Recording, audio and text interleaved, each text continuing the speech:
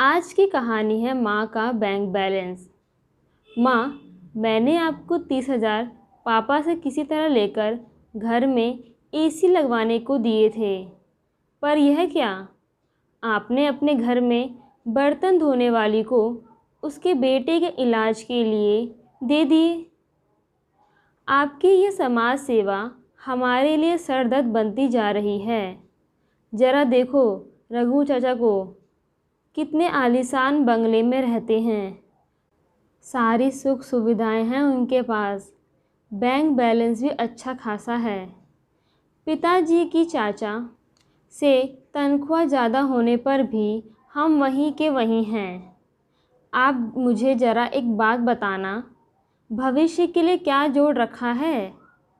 अखिल बाहर से आकर एक सांस में माँ से बोले जा रहा था। सुनीता सवाल सुन मन में छिपी शांति ले चुप्पी ही रही। इतना सब कुछ सुन लेने के बाद भी वह कभी परेशान ना होती। अपने कामों से सुनीता को शांति मिलती।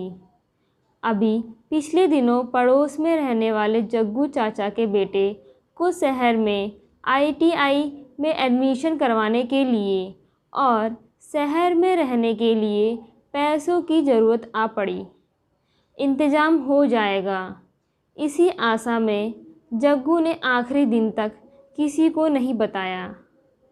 तब अचानक सुनीता को पता चला तो अपनी बेटी की स्कूटी के लिए रखे पैसे निकालकर तुरंत जग्गू चाचा को बेटे के साथ शहर में भेजा।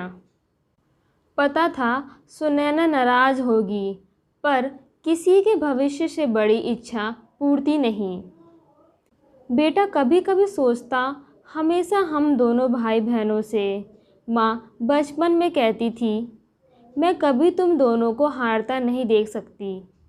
बचपन में अपने साथ खेलती हुई माँ को याद कर अखिल अपने बचपन में पहुँच मुस्कुराने लगा।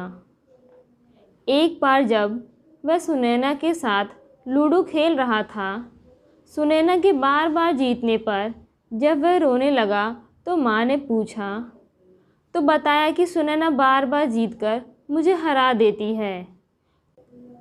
तो माँ ने वादा किया था, मैं तेरे को कभी हारने नहीं दूंगी और सुनैना की जगह मेरे साथ खुद खेलने लगी।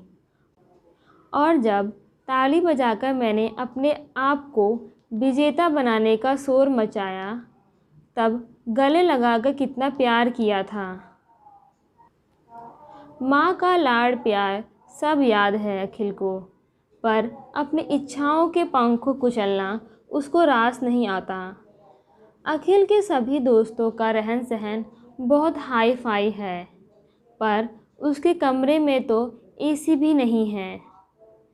अखिल को याद आता है 8वीं कक्षा में नई किताब लिए बिना उसने स्कूल जाने से मना कर दिया था, क्योंकि उसकी नई किताबों के पैसे माँ ने सुखपाल चाचा के बेटे के एडमिशन को दे दिए और अखिल को दीदी की पुरानी किताबों से पढ़ना पड़ा।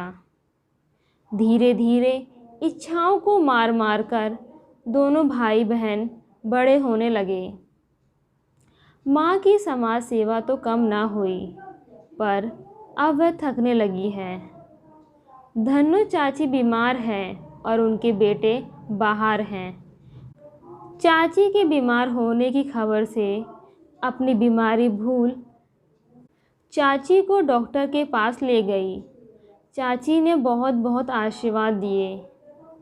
समय बढ़ता जा रहा था।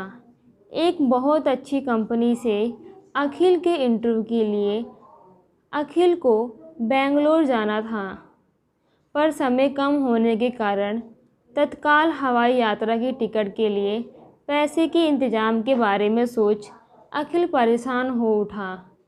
माँ से मांगने के बारे में सोचना ही फालतू का लगा अखिल को। इस जॉब से अपने सारे सपने पूरे होते लगे अखिल को। माँ की दूसरों की सहायता करने की भावना ने अखिल और सुनैना को संघर्षशील बना दिया था, पर सामने रघु चाचा की चमक दमक देख मन के किसी कोने में अजीब सी संकीर्णता जागती रहती। सुनैना की शादी के लिए कुछ भी ना जुटा था सुनीता के पास। स्कूल में टीचर होने के साथ साथ सुनैना कंपटीशन की भी तैयारी कर रही थी, पर अपनी बिरादरी में शादी के लिए दान दहेज की चिंता अखिल की मां को सताने लगी थी। अखिल के पिता ने अपनी ईमानदारी और कर्मठता से अपने और अपने परिवार को सींचा था।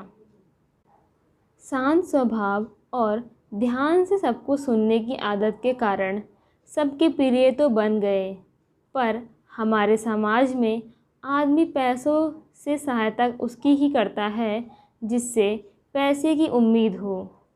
अपनी कर्मठता भरी नौकरी में बैंक बैलेंस ना बना सके संतोष बाबू। बिरादरी की शादियों में दान दहेज में सोना और दिखावे का बोलबाला होता है। लड़की की शादी में लड़की की योग्यता नहीं, बैंक बैलेंस चाहिए होता है। अखिल के पिता संतोष बाबू को समझ में आने लगा था। बेटी के विवाह की चिंता में सुनीता कुछ बीमार सी रहने लगी। एक दिन जब जग्गू चाचा मंदिर में अखिल को मिले और पूछने लगे घर परिवार के बारे में और अखिल के जॉब के बारे में, तब अखिल ने चाचा को अपने मन को हल्का करने के लिए सब कुछ बताया। अचानक अपने फ़ोन पर बेंगलोर की टिकट को देख अखिल हैरान रह गया। फ़्लाइट को पकड़ने के लिए उसके पास बहुत कम समय था। घर आकर जल्दी से अपने डॉक्यूमेंट की फ़ाइल उठाकर और इंटरव्यू के लिए कपड़े और ज़रूरी सामान की पैकिंग कर और माँ को जल्दी से सफ़र के खाने की पैकिंग करने को कहा। माँ, जल्दी से पराठे और अचार ही रख दो, जल्दी से फ़्लाइट पकड़नी है, और हाँ 2-4 पराठे ज़्यादा ही रखना, नया शहर है, बहुत जल्दी है। माँ फ़्लाइट की टिकट सुन हैरान हुई। जल्दी जल्दी करके माँ ने पराठे और अचार रास्ते के खाने के लिए पैक कर दिए। अखिल ने जल्दी जल्दी माँ पापा के पैर छुए, आशीर्वाद लेकर अपना सामान ले टैक्सी से एयरपोर्ट पहुँचा और फ़्लाइट से बेंगलोर पहुँचा। एयरपोर्ट पर बाहर आकर देखा उसके नाम और फ़ोन नंबर के प्लेट लिए एक व्यक्ति उसका इंतज़ार कर रहा था।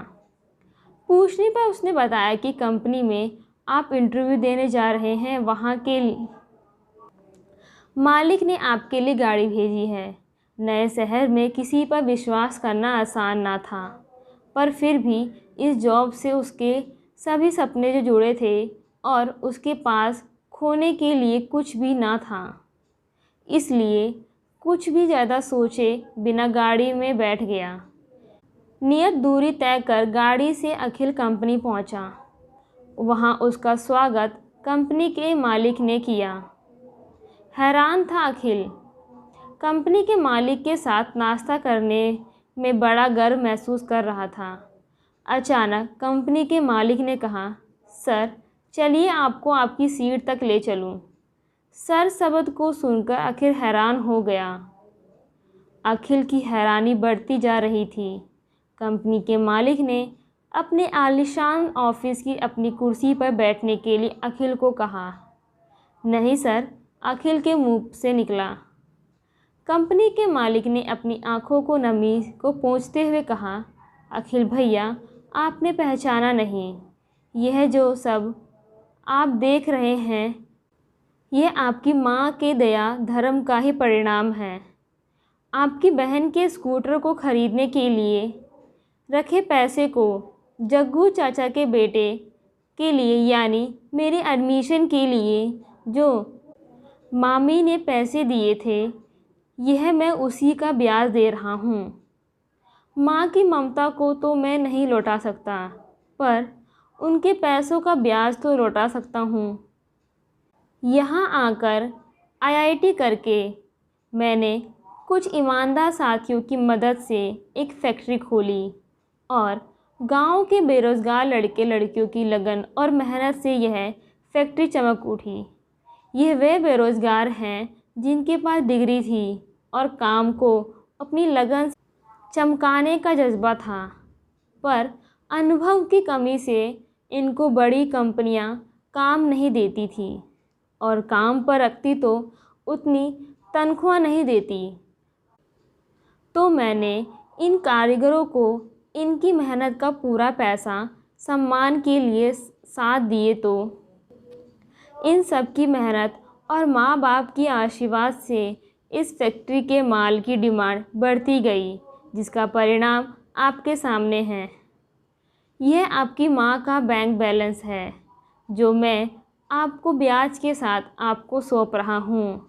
और हाँ, मैं आपके माँ पिताजी से आपकी बहन का हाथ मांगना चाहता हूँ। आपकी बहन के स्कूटी खरीदने के लिए रखे गए पैसों से आपकी बहन के सपने को छीन भीन कर मैंने आगे बढ़ने के लिए कदम बढ़ाए।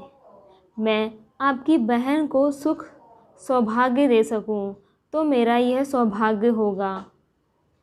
माँ की ममता का कर्ज तो कभी मैं चुका ही नहीं सकता, पर माँ की ममता की छाँव में रहने की तो याचना कर ही सकता हूँ। अखिल हैरान और स्तंभ हो सब सुन रहा था। आंखों से बहते आंसू माँ के चरणों तक पहुँचने को आतुर हो रहे थे।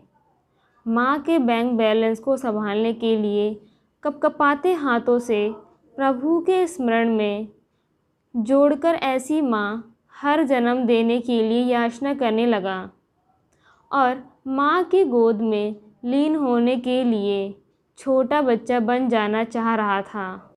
धन्यवाद।